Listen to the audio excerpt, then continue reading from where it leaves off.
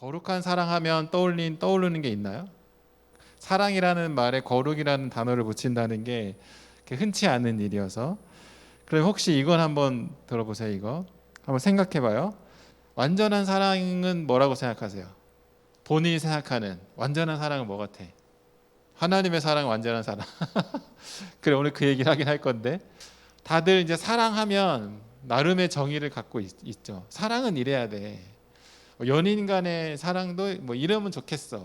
부부 간의 사랑, 부모님의 사랑, 다들 나름대로의 갖고 있는 사랑의 어떤 정의, 그리고 사랑은 이런 거야 라고 생각은 하고 있을 거야. 말은 안 해도. 그러면 요거는 얘기할 수 있을까?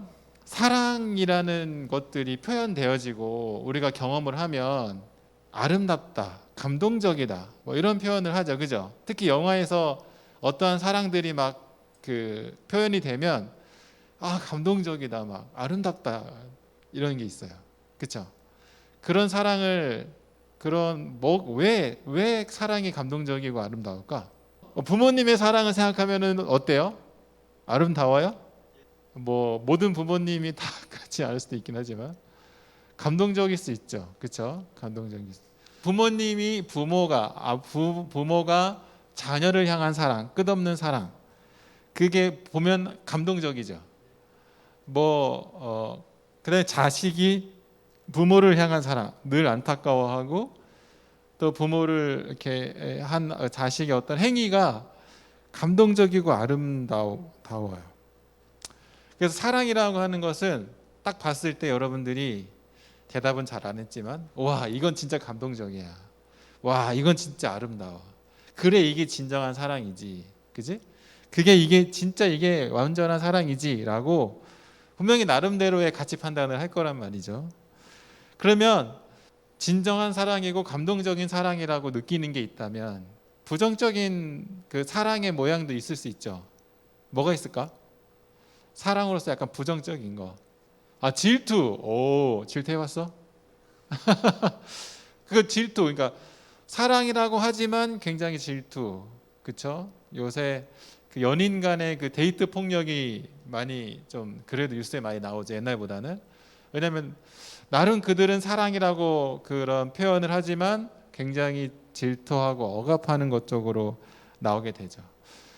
그런 부정적인 사랑의 모양에서 그런 부정적인 그런 부정적인 행위들이 나오는 이유는 뭘까? 뭐가 부족하기 때문에 그럴까? 희생이 부족하기 때문에. 또 신뢰가 부족하기 때문에 나오겠다. 그렇죠.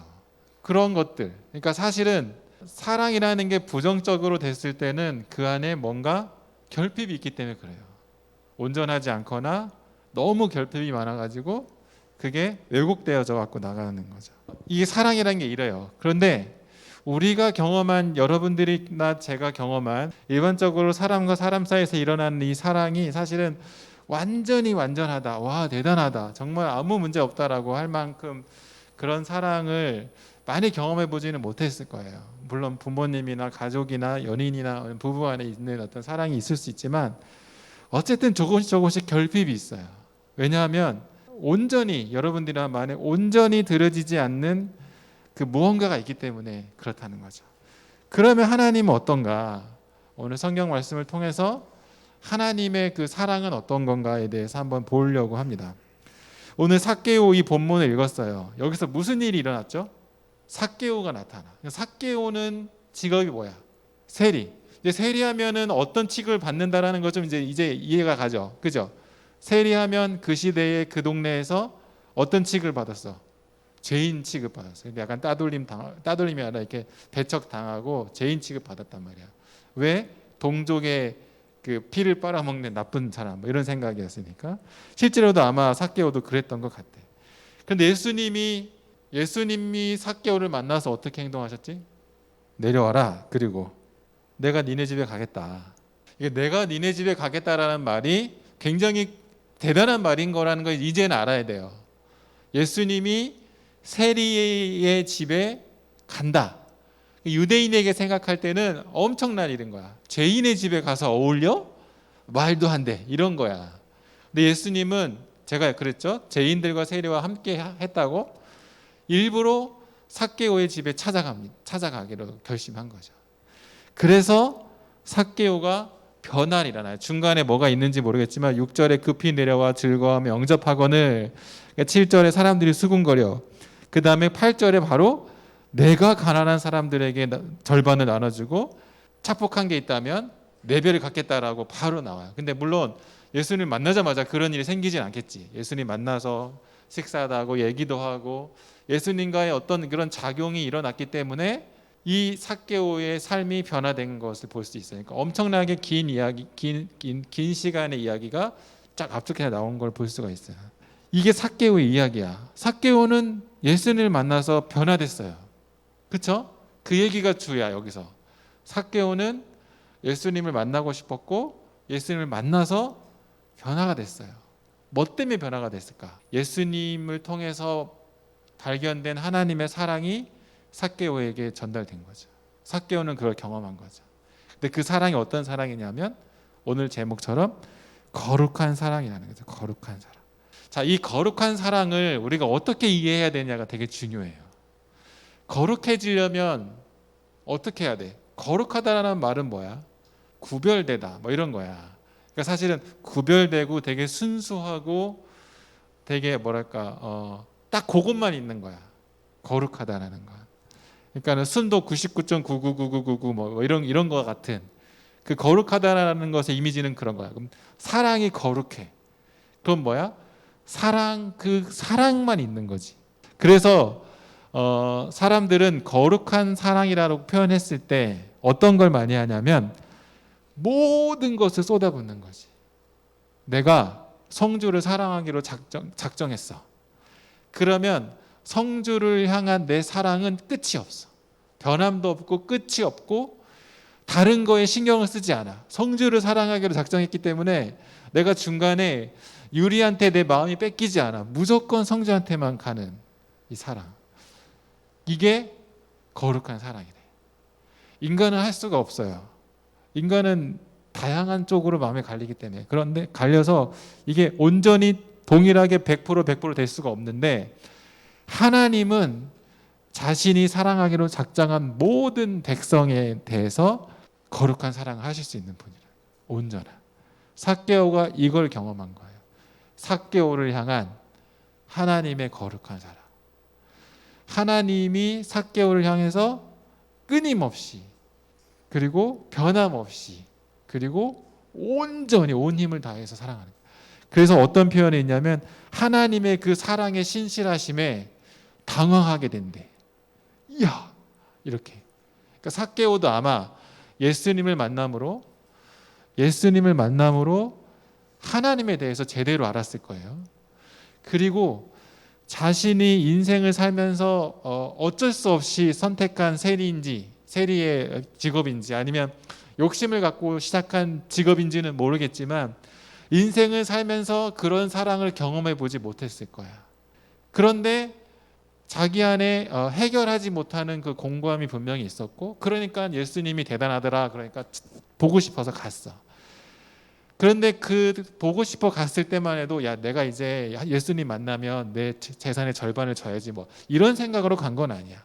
뭔가 자기 안에 해결하고 싶은 것을 해결할 수 있을 것 같아서 예수님한테 갔는데 이거 웬걸? 예수님이 우리 집에 오겠대. 우리 집에 오겠다라고 한 것부터가 이제 깜짝 놀랄 일이야. 뭐야 이게? 우리 집에 와? 그래서 정말 뭐라고 했냐면 급히 내려와 즐거워하며 영접했대. 이게 뭐냐면 진짜 너무 대단한 일이 일어나는 거야. 나한테 지금. 우리 집에 온다는 것이 너무 대단한 일이 일어나는 거야. 상상도 할 수 없는. 이런 일이 정말 누가 한다고 해도 문제가 될 만한 일인데 그 예수님이 나한테 온다. 상상도 할 수 없는 일이 일어났고 기쁨으로 영접하고 그분과 교제를 하기 시작한 거죠. 그때 뭘 경험했냐면 하나님의 사랑을 경험했어요. 하나님의 사랑은 이렇게 어떤 사람이 이렇게 표현을 했어요. 하나님은 자신이 사랑하는 모든 것을 끝까지 사랑하는 그런 분이다. 이렇게 얘기했어요. 이게 사랑이야. 이게 하나님의 거룩한 사랑을 표현했어요. 제가 하나님의 사랑에 대해서 지금 몇 주째 얘기하는 것 같은데 하나님은 이미 사랑하셨고 지금도 사랑하시고 앞으로도 사랑하실 거예요. 근데 그 하나님의 사랑은 이미 사랑하실 때나 지금이나 앞으로 사랑하실 때나 변함이 없어. 그리고 그 하나님의 사랑의 대상은 죄를 지었건 안 지었건, 착하건 착하지 않건, 하나님에 대한 호감이 있건 없건, 하나님을 찾던 찾지 않던, 하나님이 먼저 사랑하기로 작정한 그 대상에 대해서는 어떤 상태든 하나님은 변함없는 동일한 사랑으로 끝까지 사랑하는 거야. 그 거룩함. 그러니까 타협하지 않는, 주영이를 사랑하는 마음이 완전히 온전히 있는 거예요. 이게 우리 인간의 언어로 표현하기 어려워. 이게 온전히 있다라는 이 말을 어떻게 표현할까 진짜. 그러니까 정말 이거를 어떤 사람은 부부간의 사랑으로 표현해. 근데 지금은 또 그 부부간의 사랑이라는 게 굉장히 왜곡되어 있는 게 많은데, 부부간의 사랑의 기본적인 보편적인 사랑의 어떤 이야기는 뭐예요? 절대 한눈 팔면 안 되잖아, 그죠? 한눈 팔면 법적으로도 문제가 돼. 왜냐하면 사람들이 생각할 때 부부간의 사랑이라는 것은, 그들의 사랑의 행위는, 사랑을 주고받는 거는 부부 안에서만 이루어지는 거야. 이게 딴 데로 핀트가 나가면 이건 죄야 라고 사회적인 법에서도 문제야. 그러니까 부부간의 사랑을 얘기할 때 그게 얘기해. 온전히 다른 거에 타협하는 게 아니라 온전히 자기 아내와 남편, 가족을 향한 그 사랑을 온전히 그들에게만 쏟아야 된다라는 게 법적으로든 양심적으로든 사회적인 정서로든 이해하고 있는 거예요. 근데 하나님의 사랑을 그렇게 표현하긴 해. 근데 그거보다 더한 거는 뭐냐면, 하나님은, 인간은 변화될 수 있고 죄도 질 수 있지만 하나님은 절대 변화되지 않고 죄를 짓지 않는, 그게 하나님이라는 거죠. 그 하나님의 사랑에 대해서 성경에 또 하나 표현한 게 있어요. 호세아서를 보면 호세아라는 선지자가 하나님과 이스라엘 백성 간의 관계에 대해서 이렇게 얘기했어요. 이전까지는 거룩한 하나님, 그리고 그의 하나님의 사랑을 받는 이스라엘 백성, 그렇게 약간 떨어져 있는 듯한 느낌? 하나님은 거룩하시고 사랑을 받는 백성, 이 정도의 느낌인데, 호세아가 어떤 표현을 했냐면, 하나님은 이스라엘을 자신의 애인으로 여겨서 사랑하신다, 이렇게 얘기해요. 하나님은 남편이시고 이스라엘은 아내야. 그런데 그 아내가 어떤 상태냐면 집을 떠나서 창녀가 됐어. 다른 남자와 상관해. 그런데 남편인 그 하나님은 그 아내한테 가서 돈을 주고 사와가지고 돌아와라. 너는 나의 아내니 나와 살자. 내가 너를 데리고 가겠다라는 거죠. 이게 하나님의 사랑인 거야. 하나님이 이스라엘 백성을 사랑하는 그 사랑은 애인으로서, 연인으로서. 하나님이 그의 백성, 그가 사랑하기로 작정한 사람을 사랑하는 것은 이렇게 떠나서 창녀가 되도. 그러니까 이건 무슨 표현이냐면, 창녀가 중요한 게 아니야. 정말 용납할 수 없는 어떤 짓을 했다 하더라도 하나님은 안타까워하고 슬퍼하시면서 그 모든 대가를 치러서라도 그의 사랑하는 대상을 데리고 오는, 자기의 사랑의 자녀로 삼으시는 것이 하나님의 사랑이라는 거죠. 이게 하나님의 사랑이에요. 하나님은 먼저 우리를 끝까지 사랑하셨어요. 그래서 사실은 우리로 하여금 예수님이 하나님을 사랑하고 이웃을 사랑하라고 했잖아. 근데 하나님을 사랑한다라는 것은 우리가 하나님을 향한 우리의 사랑도 어때야 되냐면 거룩해야 된다는 거예요. 여러분들이 하나님을 향한 여러분들의 사랑은 거룩합니까? 제가 지금까지 설명한 것에 비추어 봤을 때 한번 생각을 해봐요. 자신을 생각해봐요. 내 사랑은 거룩한가? 근데 몇 가지 하나님을 향한 우리의 사랑이 거룩해지지 않는 이유를 조금 생각해 보려고 해요. 몇 개만. 아까 하나님의 사랑은 그가 사랑하기로 한 것을 끝까지 사랑하시는 그런 분이다라고 얘기했는데, 이 사람이 또 한 가지 이 사랑에 대한 이야기를 했어요. 뭐냐면, 이웃을 헌신적으로 사랑하는 일에 매진하기 위해 우리는 자신의 자유와 개성을 포기해야 한다, 이런 표현을 했어요. 하나님의 사랑도 얘기하고 우리의 사랑도 얘기하는 데 있어서, 이제 우리의 사랑에 있어서 어떤 대가가 필요한가를 소개한 거죠. 다시 한번 읽어주면, 이웃을 헌신적으로 사랑하는 일에 매진하기 위해 우리는 자신의 자유와 개성을 포기해야 된다, 이런 표현이에요. 무슨 말인지 어떤 의미를 갖고 있는지 쉽게 알 거예요. 사랑이라는 것을 하는 데 있어서는 사랑하고 싶으면 하고 말고 싶으면 말고 이런 게 아니라는 거죠. 사랑이라는 개념은. 그것을 우리에게 얘기해 주고 있어요.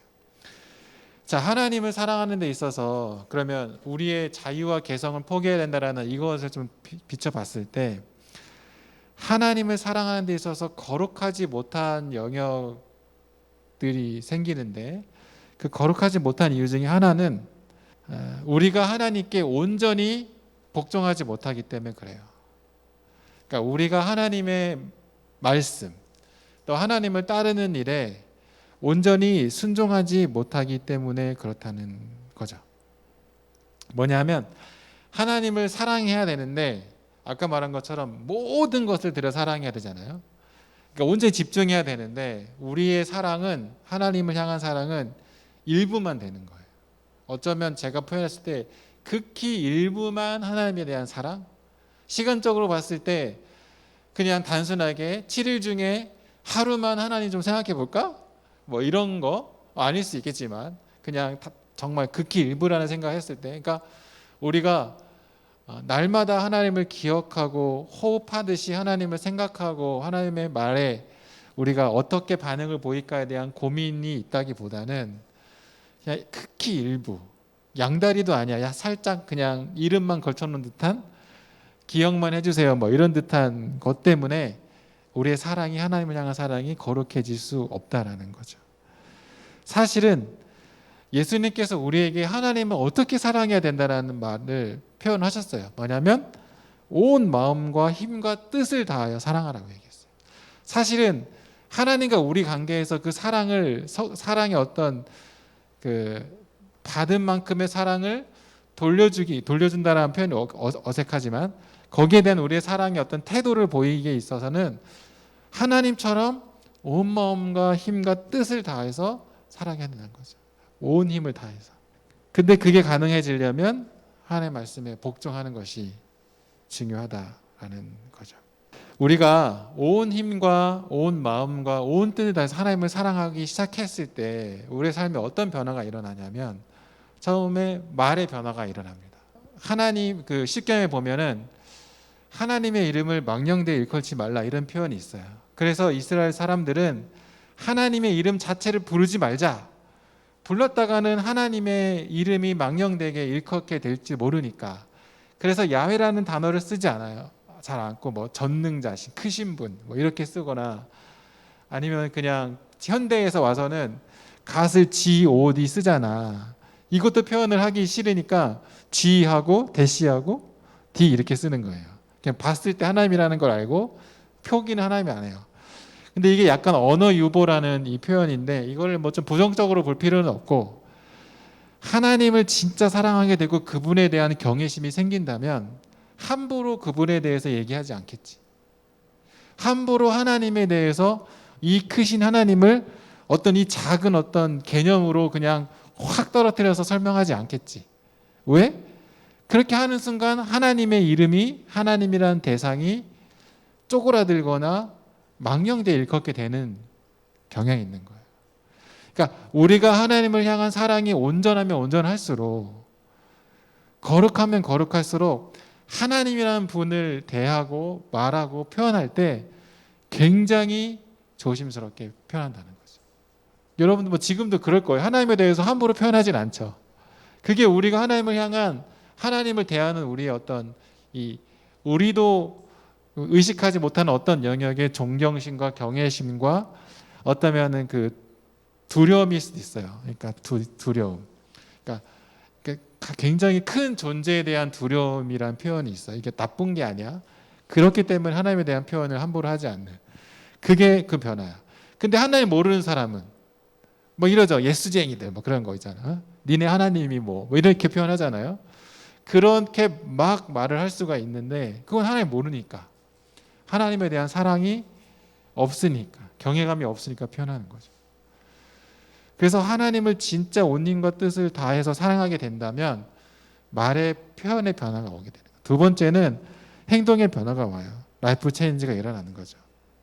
하나님이 우리에게 요구하신 것들을 우리가 보이게 되는 거죠. 하나님을 사랑하고 이웃을 사랑하라는 그 말을 온전히 따르려고 애를 쓰는 거죠. 그래서 이게 죄구나라고 여기는데, 죄가 뭐냐면 하나님이 요구하시는 그 사랑에서 벗어난 것, 그 사랑을 하지 않는 것을 죄라고 여기는 거죠.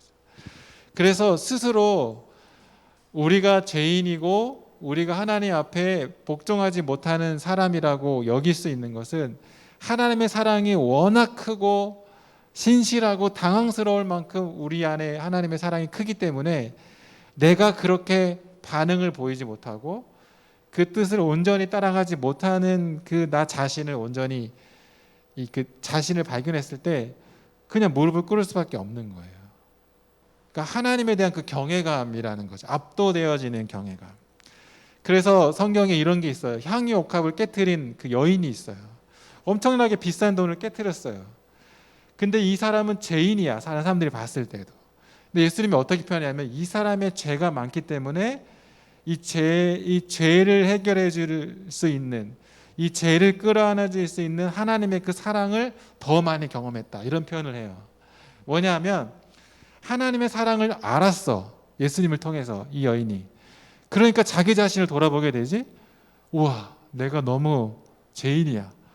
그래서 하나님 앞에 무릎을 꿇을 수밖에 없는 거예요. 이게 압도당한다는 표현이에요. 이건 누가 넌 죄인이야, 너 빨리 같이 회개, 이렇게 되는 게 아니라 하나님의 사랑을 온전히 알고 하나님을 향해서 온전히 마음과 뜻을 다해서 힘을 다해서 하나님을 사랑하게 됐을 때 자기 자신을 제대로 알게 되는 거죠. 그래서 이 내가 알지 못하는 영역 속 깊은 곳에 있는 것까지 끄집어내서 하나님 앞에 나는 죄인임을 내려놓는 그런 하나님의 태도를 보이게 되는 거죠. 그게 사실은 그리스도인들이 갖는 태도예요. 그건 다른 사람들은 이해할 수가 없어요. 하나님을 모르는 사람이거나 하나님을 향한 사랑이 거룩하지 않거나 이런 사람들이 이해할 수 없어요. 하나님을 향한 사랑이 온전해졌을 때 그것들이 일어난다는 거죠. 하나님을 향한 거룩한 사랑이 부족할 때, 우리가 복종하지 않고 또 온 힘과 온 마음과 온 뜻을 다해서 사랑하지 않을 때 거룩함이 훼손된다고 했잖아요. 하나님은 여전히 우리를 향해서 그 거룩한 사랑을 하고 계십니다. 그건 변함이 없어요. 이건 진리예요. 여러분들이 믿던 믿지 않던 상관없어. 이 사랑은, 여러분들 향한 사랑은 여전히 변함이 없어. 제가 고민을 했어요. 도대체 이 하나님의 사랑을 여기 있는 사람들이 많이 느낄까? 그래서 내가 이렇게 설명하면 그렇지, 하나님의 사랑이 그렇게 커 라고 공감이 될까? 되는 사람이 있을 수 있지만 또 안 되는 사람이 있을 수 있겠다. 내가 너무 공허한 소리만 할까? 근데 이게 설명하기가 어렵습니다. 나는 하나님의 사랑을 나는 알아. 근데 나의 경험을 효진이한테 얘기한다고 해서 효진의 경험이 돼? 안 돼요. 그럼 내 경험을 효진이한테 강요한다고 해서 그게 하나님을 경외하는 마음이 생길까? 아니죠. 그러니까 이게 내 경험은 나지 이게 일반화될 수는 없어요. 그래서 하나님의 사랑의 거룩성에 대해서 설명할 때 굉장히 모호할 수밖에 없다라는 생각이 좀 들어. 그런데 중요한 건 신앙은 믿느냐 믿지 않느냐의 차이야. 어떤 논리적이거나 내가 이해가 돼서 받아들인다는 것은 믿음이 아니죠. 그냥 그건 이해가 되는 거지. 하나님의 사랑도 마찬가지야. 성경의 구석구석에 하나님의 사랑을 경험한 사람들의 증언을 통해서, 그리고 수백 년 동안 지내온 하나님의 사랑의 어떤 그 사회적인 결과를 통해서 이해할 수는 있지만, 제일 중요한 건 하나님이 나를 사랑하시는데 거룩한 사랑으로 사랑하신다라는 것을 믿는 거예요. 믿을 때 내가 온 힘과 온 마음과 온 뜻을 다해서 하나님을 사랑할 수가 있게 되는 거예요. 이해하셨죠? 이게 사실은 종교가 갖는 종교가 갖는 그 위치에서 우리의 결단이 필요한 거야. 뭔가 이렇게 탁 비주얼하게 보여져서 일로 와서 이 핸드폰을 잡으면 하나님의 사랑을 알 수 있어요 라고 해주면 너무 좋겠는데, 근데 하나님 종교는 그렇지 않아요. 하나님을 향한 신앙은 내가 하나님을 신뢰하고 하나님의 사랑을 믿고 받아들이기로 작정하느냐 작정하지 않느냐의 차이입니다. 여러분들이 하나님의 사랑을 경험했으면 좋겠습니다. 단순해요. 하나님이 나를 사랑하시는구나, 신뢰하는 거예요. 그리고 하나님의 그 사랑을 더 경험하는 것을 더 많이 이렇게 경험하고 체험하고 싶다면 하나님을 사랑하기를 온 힘과 온 뜻과 온 마음으로 내 사랑하라는 거예요. 예수님이 그 방법 알려줬어요. 하나님을 사랑하는 방법이 뭐냐? 내가 한 대로 해. 그게 뭐야? 이웃을 내 몸과 같이 사랑하는 거예요. 그래서 아까 제가 얘기했죠. 이웃을 사랑하는 것. 이웃을 사랑하기에 매진하기 위해서는 어떻게 해야 된다고? 우리의 자유와 우리의 개성을 포기해야 된다. 그러니까 하나님을 사랑한다라는 것이 쉬운 일은 아니지만 또 불가능한 일도 아니라는 거죠. 여러분들이 하나님의 사랑을 경험하고 또 그 하나님의 사랑처럼 이웃을 사랑함으로 하나님을 향한 그 거룩한 사랑이 회복되어져서 이전에는 경험하지 못했던 그 사랑 안에서의 평안함, 향유 옥합을 깨트린 그 여인처럼 모든 것을 내어드려도 아깝지 않은 그 감동을 경험하는 그 하나님의 사랑, 삭개오처럼 자신의 인생에서 모았던 모든 재산을 다 내어주고서라도 그 하나님의 사랑에 반응하고 싶은 그 삭개오의 그 사랑에 대한 반응을 여러분들도 경험할 수 있다는 거죠. 하나님을 사랑하십시오. 그리고 하나님은 여러분들을 거룩하게 사랑하고 있다는 것을 꼭 믿음으로 받아들이시기 바랍니다.